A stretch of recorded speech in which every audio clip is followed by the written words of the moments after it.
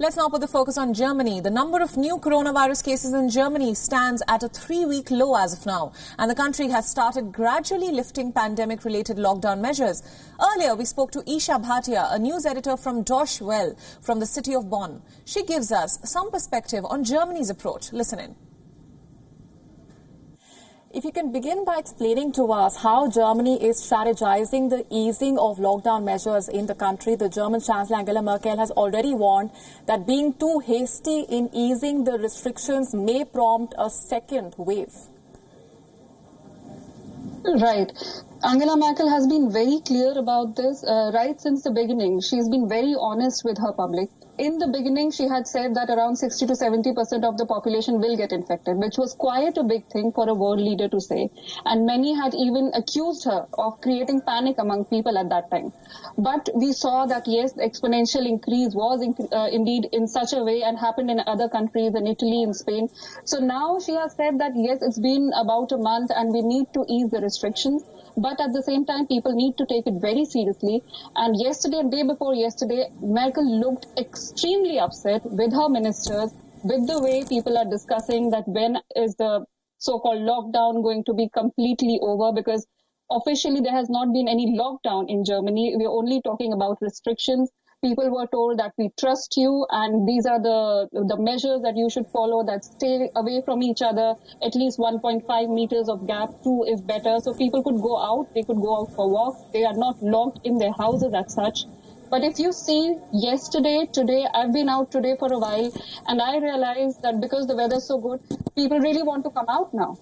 And that is where her concerns come, where she says that if this is how people are going to behave, then it could be that the way Germany has controlled it so far and managed to have this curving of the flat, as we are talking about, maybe it might not work if people don't take it seriously.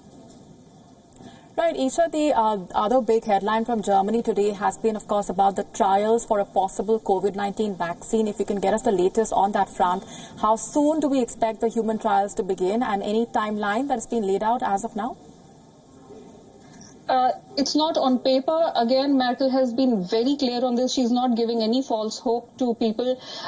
In a lot of countries, it's being said that we'll get it as soon as possible. We'll get it in days, in weeks, or in months. But she said it very clearly that a vaccine takes time. It might be by the end of the year. It might be in the beginning of next year that we'll get a vaccine. Until the time there is no vaccine, people should not take it lightly.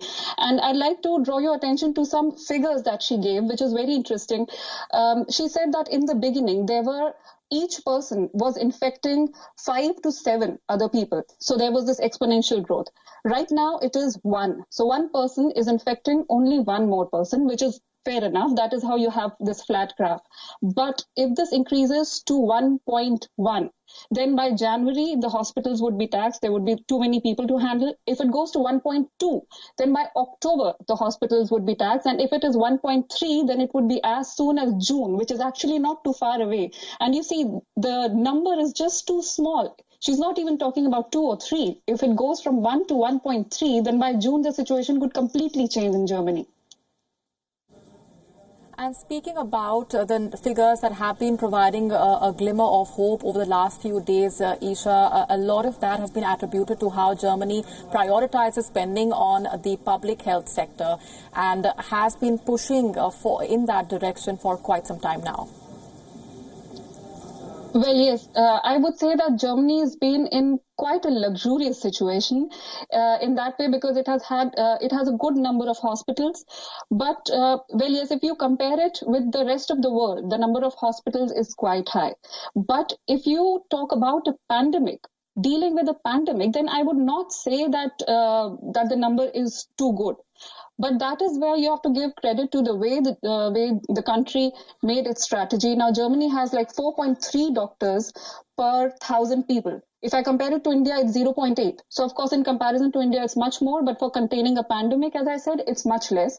So they created a strategy where they said, when patients come to us, how do we prioritize who needs more attention?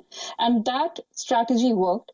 Another thing that I need to tell you here is that, as you know, coronavirus, it affects people who are above the age of 60 or 65. And in Germany, if you look at the number of cases, 80% of them are below that age. So Germany made sure that the virus does not reach the old age homes. It does not reach there where there's more population, where the demographics are such, which actually happened in Italy. And hence we saw that a lot of people died there, which did not luckily happen here.